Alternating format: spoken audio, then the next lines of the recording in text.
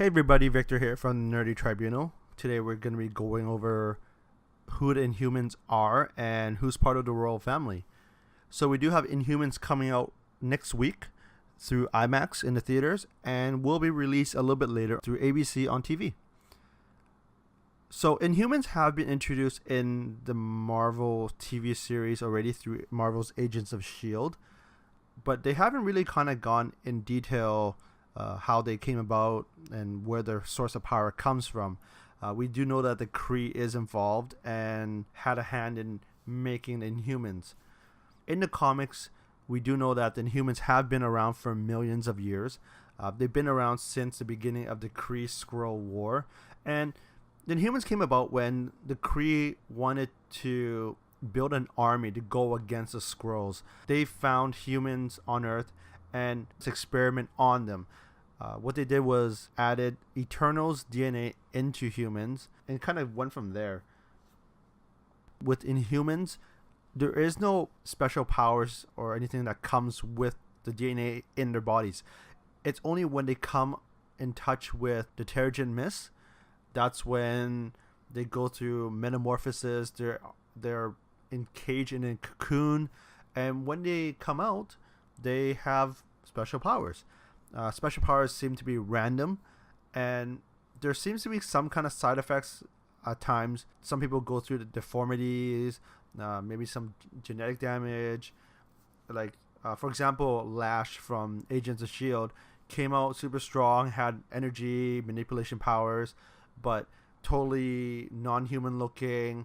You can tell he didn't speak very well as well, so there are going to be side effects to some people, not everybody though. Like, for example, Quake was fine, still looked human, pretty normal, and basically have powers of seismic manipulation. So we're going to be going over the royal family today. We do know that we have the king, Black Bolt, the queen, Medusa, Black Bolt's brother, Maximus, Medusa's sister, Crystal, and the cousins of the royal family, Gorgon, Trenton, Karnak, and a fan favorite, Lockjaw. We're going to be starting off with the cousins first, just because they might not be as well known as the main four. But let me start off with Gorgon. So we do know that Gorgon is a cousin to Black Bolt, Medusa, Crystal, basically everybody. Gorgon has been around in the Marvel comics for quite a long time. He's been at times kind of a villain, but we do know that he's more of a good guy now. So with Gorgon himself, pretty human looking. His special powers is how his legs are so muscular and strong. He can do massive damage with a single kick, and just by stomping on the ground, he can cause earthquakes and shocks. Other than that, pretty normal member, nothing too crazy, but still one of the more loyal members of the royal family. Next up, we have Trenton. Trenton is the brother of Karnak. He actually went through the Terrigen Mist transformation when he was a baby, and he came out looking like kind of a merman. His powers are based on the aspects of a merman as well. He can swim super fast. He can withstand the pressures of the ocean. He can breathe in water, even though that is a little bit of a, I guess, double-edged sword, because he does need to be near water to survive. Can't really breathe in natural air as well as a human. But we do know he has increased strength because of him dealing with the pressures of the ocean. He is really strong on land and definitely quite the fighter in the ocean. Next up, we have Karnak. Karnak's actually one of my favorite Inhumans. Karnak actually hasn't even gone through the Terrigenesis yet. Well, what happened was his parents saw what happened to Triton when he went through the mist and didn't want him to go through the side effects of being an aquatic kind of a creature. Karnak himself has really no special powers, but because of his training discipline over the years, he is actually quite incredible. We do know that Karnak is a very well trained fighter. I guess he did get some superhuman strength from his heritage of Inhumans, because with Inhumans, they tend to breed the best.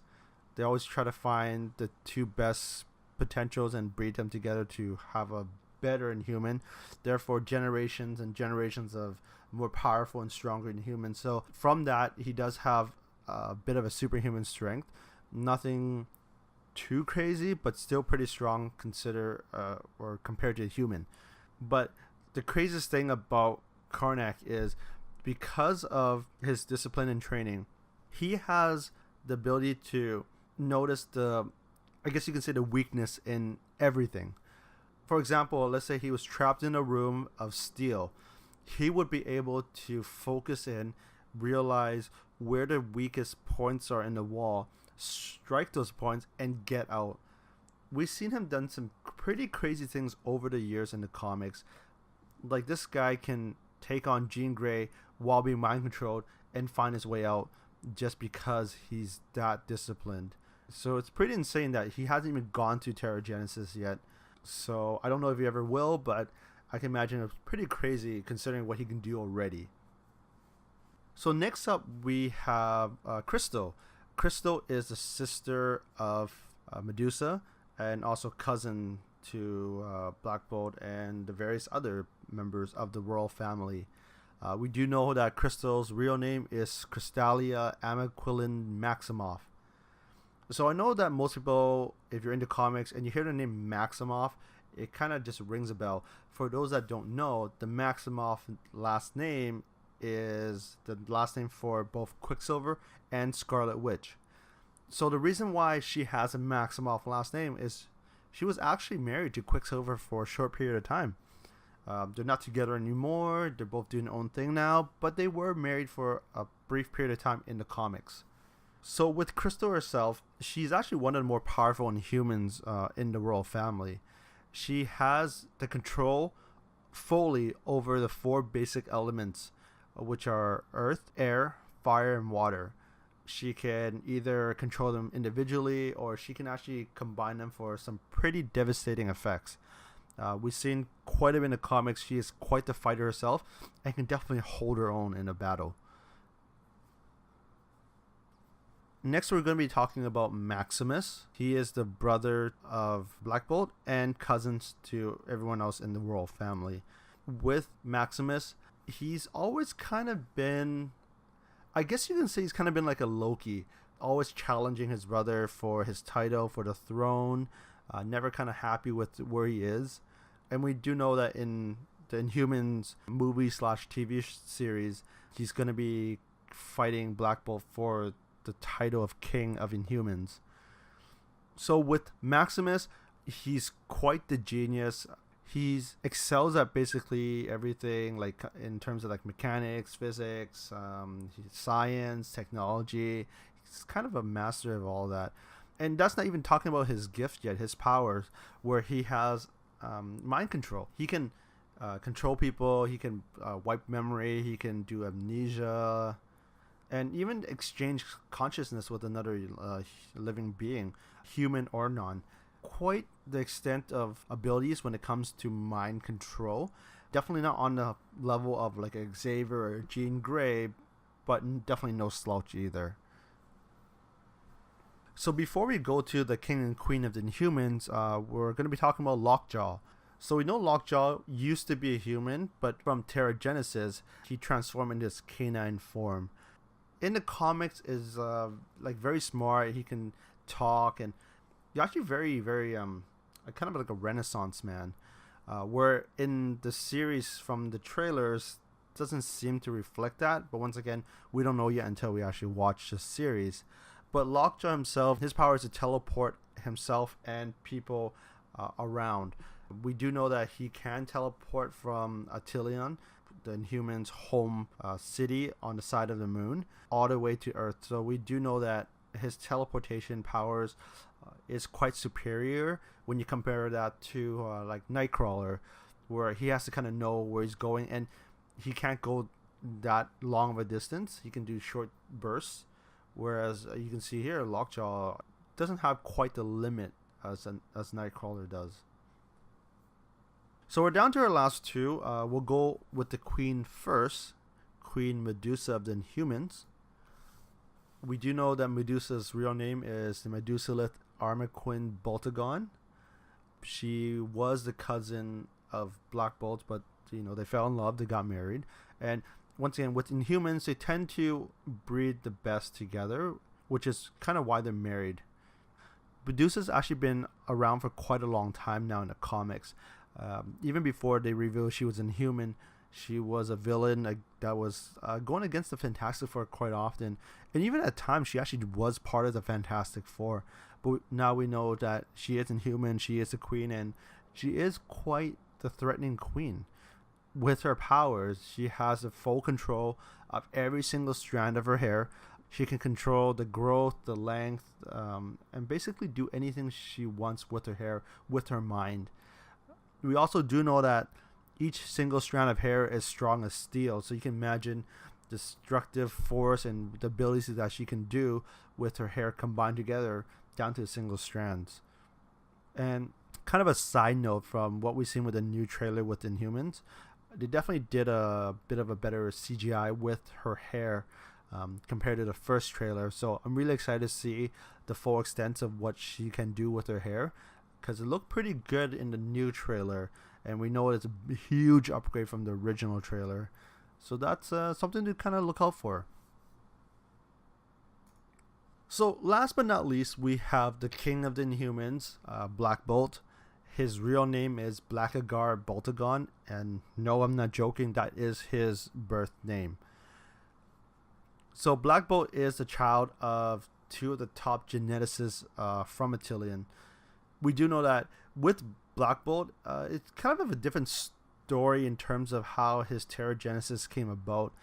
He wasn't subjected to Terrigenesis when he was a bit older. He was actually subjected to it even when he was just an embryo. So that's maybe why his powers are kind of more advanced than other Inhumans. So with Black Bolt's powers, he can create a destructive sound wave, you can say, with just even a whisper. We do know he has destroyed cities with the scream. And I think in the comics, they kind of measured his scream to, at full power, to be on the same level as, I guess you can say, a detonation of multiple nuclear warheads at the same time. So you can kind of see how powerful he is. He also has, he can also fly, enhance his strength, and survive in space. We have seen him in the comics even come to the point where he can manipulate certain matter. So we do know that, like, because of the Terrigenesis from embryo all the way to him being born, he definitely has a way more powers than everyone else, which is pretty incredible. And can't wait to see his full powers come to fruition in the TV series. We have seen hints of it in the trailer where a simple cough can send a car flying. We do know in the comics he has quite the degree of training, which helps him not make a sound even under under a beatdown or under torture or whatnot. So he's been through a lot, but definitely can hold his own. So there we have it. That was our quick breakdown of all the members of the royal family of Inhumans. Each one of them has their own powers and abilities, and it's going to be fun to see them all on the big screen or even a small screen, depending on whether or not you're going to go IMAX or you're just going to wait for the series to come out on TV. But either way, we look forward to it. I know that there has been some, I guess, negative press, but even then, I do believe that the show will be entertaining. It's going to be awesome to see a lot of these. I can't wait to see Karnak in action, because once again, he is one of my more favorite Inhumans out there. So we'll see what happens. Can't wait till next week. We'll most likely be watching through IMAX, and we'll have a breakdown, I guess, of the first 2 episodes, which is what they're showing on IMAX, and we'll go from there. But thanks for listening. Please like and subscribe. We would love to hear from you guys. A little more feedback would be awesome, just to know what you guys want to hear next from us, or you know, if we're doing a good job or not. Hopefully we are. But yeah, thanks again, and until next time. But I'm only human after all.